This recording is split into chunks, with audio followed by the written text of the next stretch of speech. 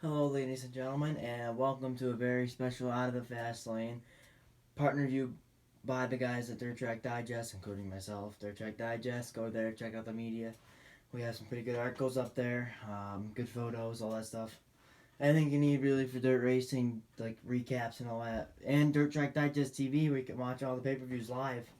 You can watch if you can't make it to a racing event, go to Dirt Track Digest TV, and you could watch the event right there. You just gotta It's very easy to watch, and you get to see like the Firecracker 50 Sunday at Fonda. Malta runs every week there.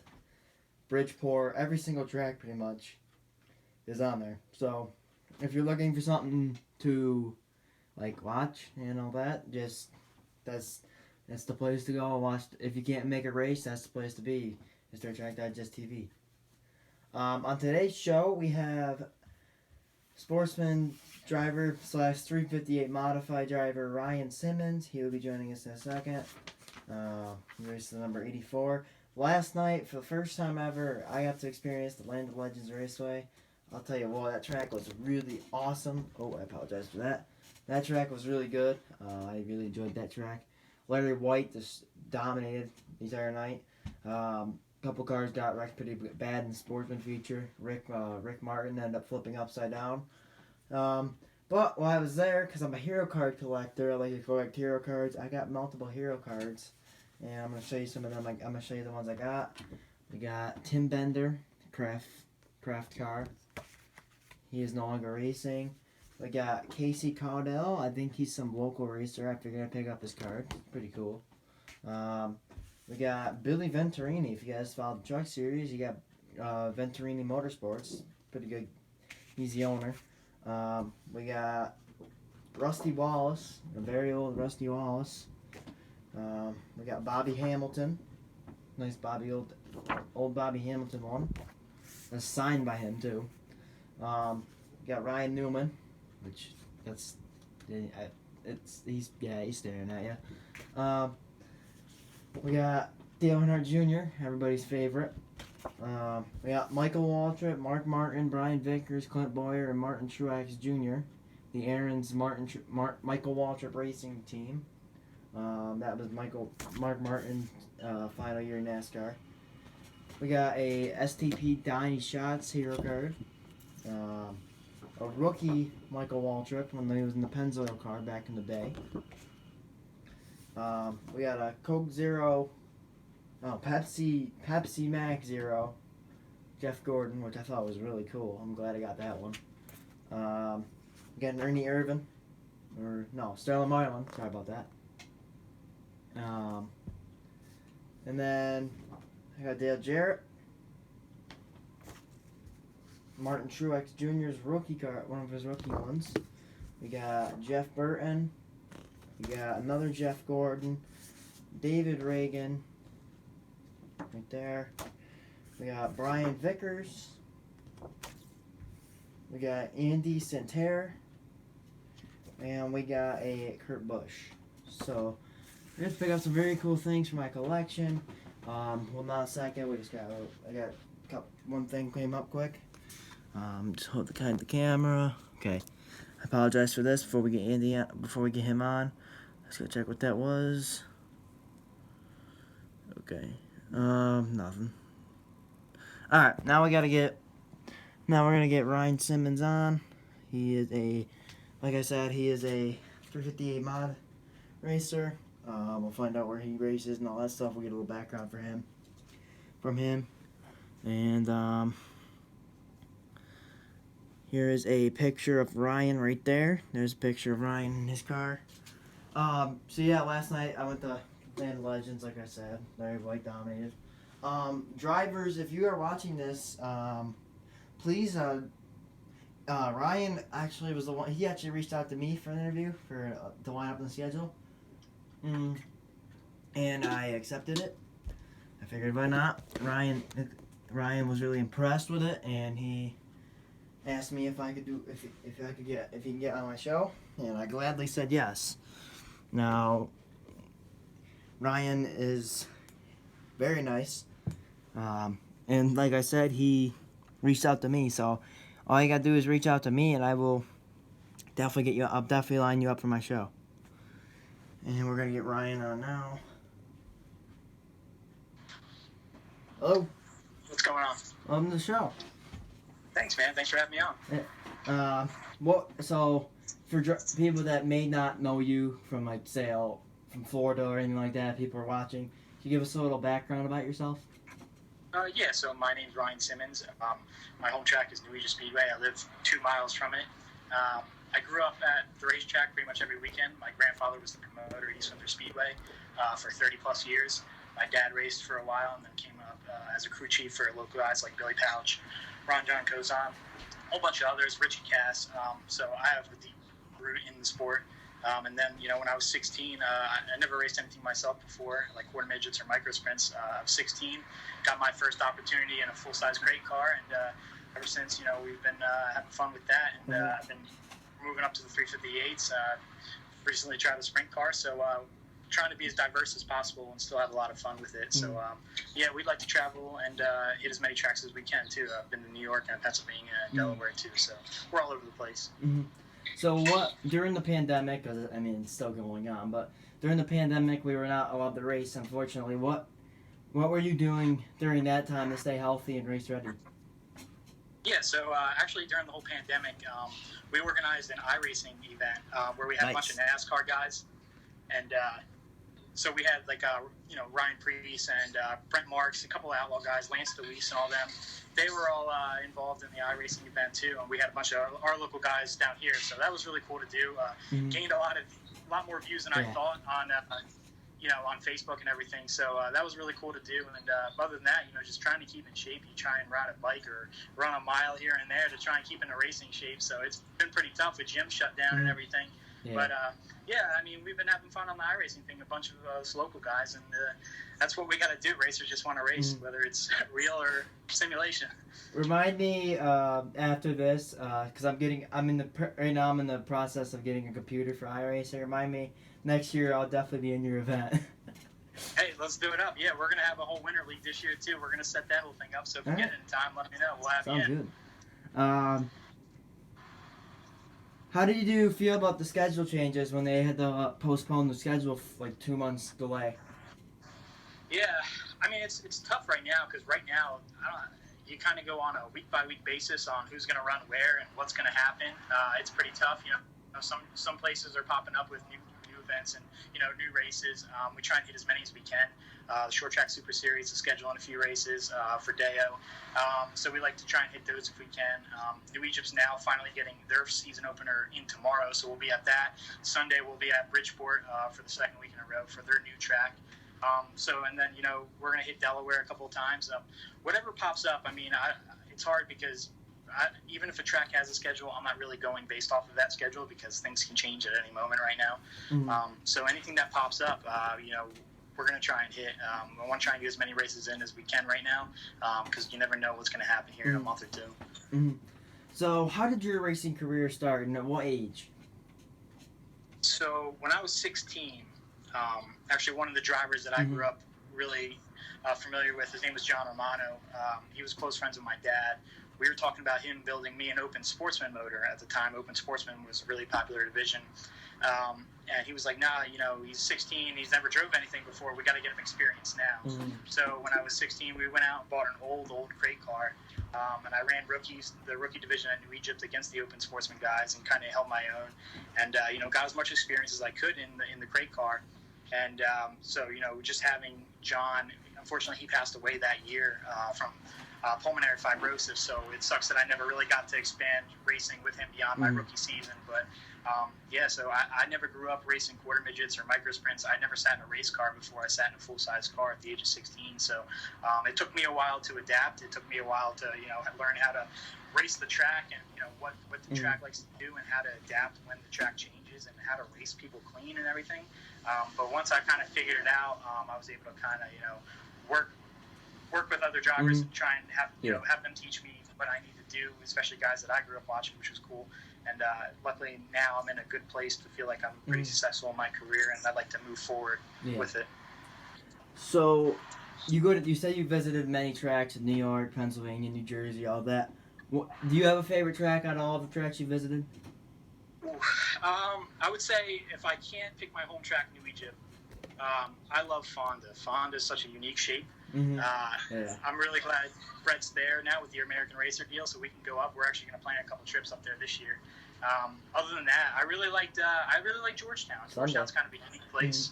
Mm-hmm. It's a fast half mile, so it's a unique place for us to kind of go for, especially now with Bridgeport kind of being a smaller track, and New Egypt's a smaller track. So just to get up to those speed tracks where you can really, feel the G-forces hit you, and you're like, wow, this is a pretty fast place. I really like those places. So definitely Fonda and Georgetown are two of my favorites. Mm-hmm. So you mentioned that you did a lot of iRacing over the break. What for you? Did you? I mean, obviously, did you get to watch any of it on TV? And then what is your favorite part about iRacing for you? Oh yeah, so I worked the iRacing deal that came together with New Egypt. My sister actually came to me with the idea, and then I kind of worked with New Egypt to recruit some of the drivers. My sister recruited some drivers. I love it. It was cool getting to see like the local guys that you get to watch, especially for like the dirt portion that they aired. Lance DeWeese, Brett Mahalski, who I'm friends with. Go out there and all of a sudden you're out there on Fox Sports and running up front in an iRace. That's pretty cool. I think iRacing is great to kind of keep you, your reaction time in check and everything. Yeah. It's a lot of fun. It's fun when you get to do it with friends and especially with people that you might not race with on a regular basis. Like when I got to race with Lance DeWeese, that was pretty cool for me because I'm never going to drive a 410 sprint car, probably most likely in my career. But here I am, hanging out with Lance in a hosted lobby or, a Brent Marks and racing with them. And that's cool to me because I don't think I'll ever get to race with them in real life. Yeah. iRacing brings the whole racing world together. Mm-hmm.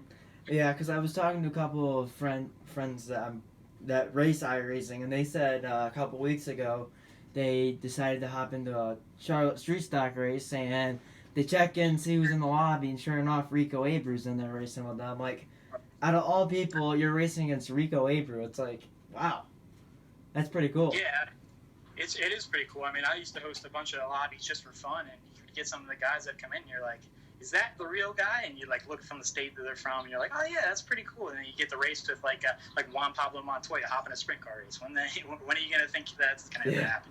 Yeah. So that whole thing is really cool. And the cool thing about iRacing is it does bring all of the drivers together, no matter what division or where you're from. You're all racing with each other and having fun. Mm-hmm. So how many wins do you have in your career? I think I have 6 wins. Yeah, 6 wins in my career. The last one that we won was last August. It was the Mr. Crate feature in New Egypt. That was like our special show that we have yearly. It's like our big event, extra laps and stuff. So we were able to pick that up. And then I won the season opener last year in New Egypt in our tribute car for my friend John. So that was probably my favorite one that I've had in my career. Mm-hmm. So yeah, I mean, I'd like to pick up, every year. It took me a while to kind of adapt the first few years, so I didn't pick up too many wins. I was more focused on finishing top 10s, top 5s, and finishing the race. But now I go into every race expecting to be up front and expecting to compete for a win. So I'm looking for, this year's kind of been an odd year, but I'm still, getting back here when we get in the swing of things. I'm kind of like, I try and win more than I did the previous year. So hopefully this year, even though on a short year, we can still pick up a couple. Mm-hmm.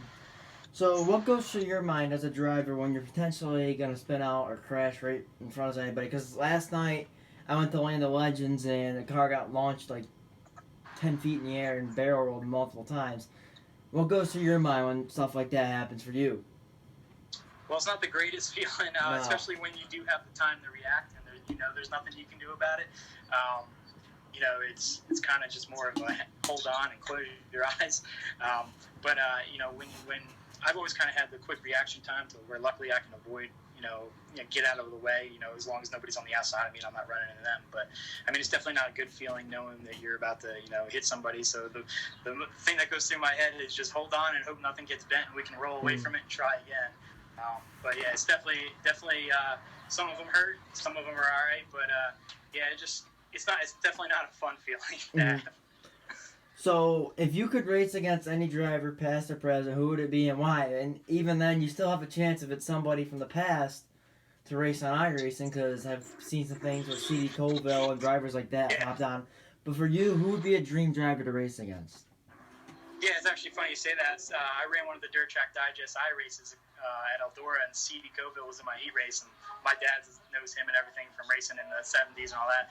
But, yeah, I would say if I could pick one person to run against, past or present, I would definitely pick Brett Hearn. Brett Hearn's like my favorite driver, absolutely. My number is 20 because of Brett. I ran a black and yellow car. Just something about him and the way he approaches racing and everything. It's just such a, he's a good role model for the sport. So Brett Hearn's one of them. I would also say on the on the NASCAR side, if I could pick someone, I would honestly probably say I'd race Jeff Burton. He was my guy kind of growing up. Don't know why, but he was always just one of my favorite drivers that I really liked. Him or Mark Martin. They were kind of my two guys. Look at that. Yep. Look at that. I got that I got that a couple nights ago. Yeah, he was one of my favorite drivers. It sucked when he retired. I wasn't a fan of Carl Edwards because I thought at the time Carl stole his ride, but yeah, that's pretty cool. Mm-hmm. Do you have a nickname? I have a few. I know the announcer at New Egypt calls me the real deal. I think he just kind of picked that when I started. But I think the most one that I have is the New Egypt Ninja. I don't know why they call me that at Bridgeport Speedway, but they do. Bill Sasser, the announcer there, he's always called me that since I began, and kind of just roll with it. I got a little ninja thing in my trailer right now, and it's sitting there and it's just hanging up. But that's for Bill. Mm-hmm. So I see a couple of the photos, which I'll pull that photo up right now. You raced the number 84. Tell me a little bit about that. Yeah, so the 84 that I raced, that was for my friend John Romano, who passed away. Mm-hmm. We wanted to do a tribute after 10 years of his death, so we ran the 84 for him. It was pretty cool to go out in a car that we kind of memorialized for him, and then it was even cooler to go out the first race that we had with it and go win. So that was an awesome feeling. That was by far my favorite win. It might always be my favorite win, just because of the whole sentimental reason behind it. But so I mean, I'm not running an 84 this year. Maybe down the road I'll throw another 84 scheme on it for him. But I definitely wanted to do that for the 10-year anniversary after his death, for all he did for me, getting my start in racing. So he deserved that more than anything. Closest friend of mine. So that was cool to be able to do that. That's awesome. Would you ever consider racing, like, if you got the chance into a big block? Would you ever consider racing Volusia or Eldora, the mid nationals for the week? Yeah, I tell everybody I'll race anything anywhere. I don't care what kind of car, what kind of track. I'll do anything. Growing up, all I ever wanted to do was race. So now that I have the opportunity to do it, I don't care what it is or how it's doing. I've raced a 4-cylinder before. I'll do anything. So if the opportunity ever came where I was able to run like Florida in February down to Volusia or anything like that, or in Eldora, I would absolutely hop on it. No matter who's offering the car, I would do it just for the experience. But yeah, I mean, ultimately, I would love to go down to Volusia and hit other big time races around, and that's the ultimate goal, of course. So tell me some dream tracks for you as a driver. What are some dream tracks that you would want to hit to race? I think some of the tracks I would really like to get to. I'd like to race Charlotte eventually. That looks like a pretty cool place to do at the end of the year. Another one I think I really would like to go to is like Brewerton or Fulton, one of those way up there in New York tracks. I think that would be pretty cool. And then another one that I really like to do, probably get a little strange looks for this one, but Orange County. Orange County is a pretty cool track that I'd like to do. I always kind of went up to Eastern States at the end of the year. That was really the only shows that I went there to watch, but I always really liked it. And it was always kind of something special. I never got to go to Super Dirt Week or anything like that to watch or anything, so Orange County was always like the biggest race that I attended. I would like to eventually try and maybe run Eastern States one day. Now, Super Dirt Week unfortunately got moved from the Syracuse Mile to Oswego. Would you ever consider racing Oswego? Oh yeah, definitely. The biggest issue for us for that is the biggest roadblock is they all run the Hoosiers up there, and we're American racer tracks mostly down here. Yeah. So it's tough for us to I have sets of Hoosiers, but there's such a wide variety. You have to run 300s, 400s, 500s, but we only have so many. So if I could ever get a tire sponsor to go run Oswego like in a great car or something, I would absolutely go. If I could have, convince one of my guys to let me run their car around here, I would absolutely go to Oswego. I think that would be a really cool event to do, especially the whole Super Dirt Week. Yeah. I really want to experience the whole Dirt Week atmosphere and everything. So I think eventually I will do it. It's just a matter of what year I'll do it. But I think I'll end up doing it one year. So take me back to your 16-year-old Ryan coming off of 4 and Sportsman for the first time. What was going through your mind? I actually remember my first ever lap in a car. It's like one of those things that's stuck in my mind, man. It's like it's funny because at the time I thought I was flying, right? You think you're going so fast, and then like 3 laps later, the leaders are lapping you, and you're like, oh man, I thought I was all right. But my first lap was I'll never forget it. I remember just thinking I was going so fast and I was going so good, and then 3-4 laps later, here I am getting the move over flag, and I'm like, well, I guess that's not as great as I thought. But luckily that eventually went away. Practice makes perfect over time. So there's still a lot to learn, obviously. But my first lap, that was like a reality check. Where you're like, this is it. I'm doing it right now. Everything you always wanted to do as a kid, and here it is right now. No matter what kind of car it is for anybody out there, I have a feeling, everybody has a similar feeling when you get to finally make a lap around the track you grew up at. So it's a pretty cool feeling. What other hobbies do you enjoy besides racing? I'm a big sports guy. So I grew up playing basketball and baseball a lot. Other than that, I really like college football. I'm a huge college football fan. But I played baseball before when I wasn't, kids my age. When they were running quarter midgets and micros and all that, I was playing baseball growing up. So, I always never really felt like I loved baseball, but I still played it as something to do. But then finally, when I did get into racing, I kind of knew like that's where I was meant to be in racing. But I still like baseball. I'm a huge sports fan. I still go out with my friends and we'll throw the football or anything like that. But other than that, racing consumes a lot of time. It's you're at your garage all the time, and if not, you're not at your garage. You're at a racetrack, or we're traveling to one. So it's hobbies are you try and find them here and there, and try and do them with friends or whatever. But honestly, my hobbies are racing.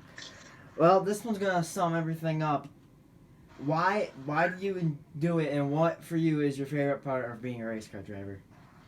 So I do it because I've just always been around it. It's just something that I feel like racing is something that you either show up and you love or you don't like it at all. There's no in between. I feel like, since I was a month old for my first race at East Windsor Speedway, and ever since then, I grew up at East Windsor. I grew up in New Egypt, Bridgeport, local tracks. As a kid, me and my dad would always go watch Grandview, Big Diamond, wherever. We would always go watch. And I just always knew that eventually, somehow, some way, that's something I wanted to do. And I've always had it in my bloodlines, my grandfather being the promoter at a track for 30 plus years, and, my dad being a racer and a crew chief and mechanic, whatever. And, all my friends, were in racing growing up. I would hang out with them at the track, and as we got older, they would start to race themselves. So, it's just something I always knew I was gonna end up doing. I just didn't know when. And luckily, I got my start pretty early. But it's, I'm made for this. I feel like my whole family's in it. My sister's a big part of it. So I'll never leave racing no matter what. It's just part of who I am. It's what I was raised into. I don't ever envision it not being in my life. So that's a good feeling for me, at least. So we started something new on the channel last week with your friend Tom Princiata, called Story Time. So you could tell me a funny, bad, good, anything you got, or just tell me a racing story. It can be funny, good, or bad. So I think one of my favorite racing stories is, one of my closest friends at our track down here his name is Eric Palmer. I would say probably 5 years ago or so, there was a wreck in New Egypt, and he thought I started it, but I wasn't even near the wreck. So I remember after the race, he came up and he hit my bumper real hard, and going in the pits, I was all mad, he was all mad, we kind of confronted each other, we were like yelling, screaming, their crew guys were getting ready to fight our crew guys and everything. And all of a sudden we realized that he realized that I didn't start the wreck, and I realized that he thought I just started the wreck. So it was just a whole misunderstanding, and now he's one of my best friends. So it always seems like that's how it works in racing. Is you meet someone, your closest friends in racing are people that you hated at first, But that's still one of my favorite stories. Just the way that I, thinking, man, I hate this guy. I want to fight this guy. And then now here I am every Saturday. We're sitting at the track talking about what changes we're going to make. How the track's coming in, and we even talk outside of racing. So you just never know how things are going to happen in racing. I think that's one of the best things about racing is no matter how you meet people, you're going to end up friends somehow. That's one of the racing family are so close. So that's cool. Well, that's all I have for you today. Any questions for me? No, I just want to say, thanks for having me on. I think it's great what you're doing. You're young enough to where you can really turn this into a career. So keep going, man. There's not a lot of youth in the media for racing right now, and racing's about to take off in popularity due to the coronavirus, which is kind of weird to say. So just keep at it, man, and you're going to be good, and you can turn this into something special. So thanks for having me on, though. Thank you. Any sponsors or family you want to give a shout out to? Oh, yeah, of course. So definitely Elegant Exteriors LLC. They're a roofing company around here. Huge help. They're, Ryan, the owner, he's so cool, and he helps us out whenever we need it.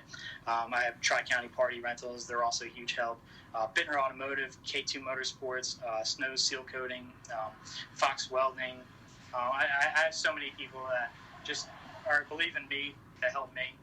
Especially my dad, he busts his tail every night out here on my race cars with me, and it's really, and Keith from K2, a couple guys that stop by the track every Saturday night when we're racing that help us, and they're there and they believe in me, so that's all I can ever I can never be thankful enough for that, because who am I to really attract them to a racetrack at a Saturday night, but they're there every weekend helping me, and I have so many people that believe in me that allow me to do this. So just anybody who's ever helped me along the way, I'm just very appreciative for it.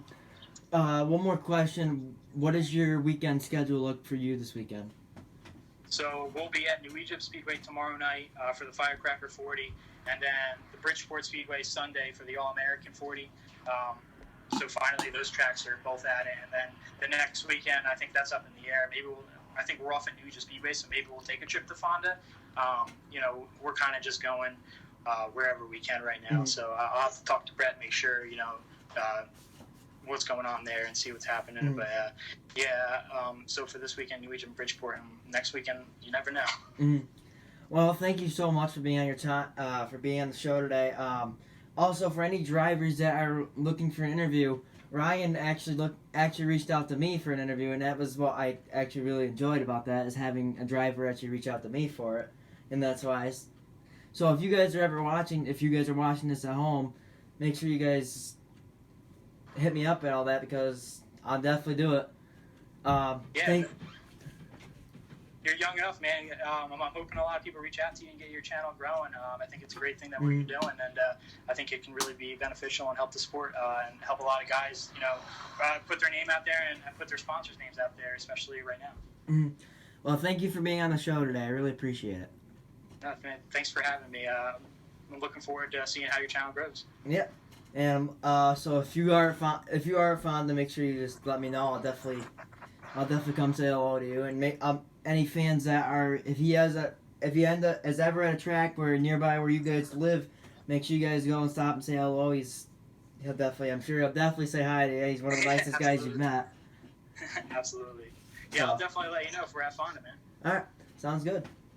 All right, thanks for having me on, Brady. Yep. All right. Oh. There we go. And that was Ryan Simmons. He races at New Egypt, but like he said, he does a lot of pop-up shows and all that stuff, and he is always around in the racing world. One more thing we want to hear everybody at the Out of the Fast Lane. Everybody at the Out of the Fast Lane team. We all heard about the tragic passing of modified driver Jimmy Phelps' father, Andy. He was a big part of the racing world, and all of us at the Out of the Fast Lane crew and Dirt Track Digest would like to give a little moment of silence to him. So here's that.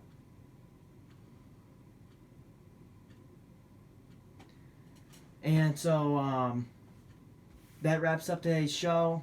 Thank you guys so much for watching. I really appreciate it. Like I said, if you're a driver, remember that I'm always here. You can always hit me up. It's something I enjoy. I love doing these podcasts, especially get to meet new people like Ryan, who I never really know. I didn't know much.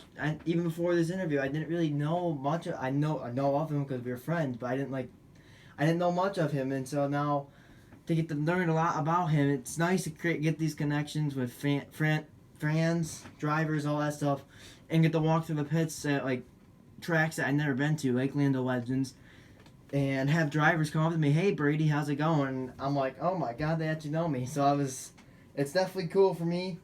It's been a heck of an experience for me, and I can't wait for more to come. Make sure you guys stay tuned. There's a lot more coming on the show, and if you guys are around Fonda this weekend, I will be there both nights. I'm pretty sure, and yeah, it's gonna be awesome.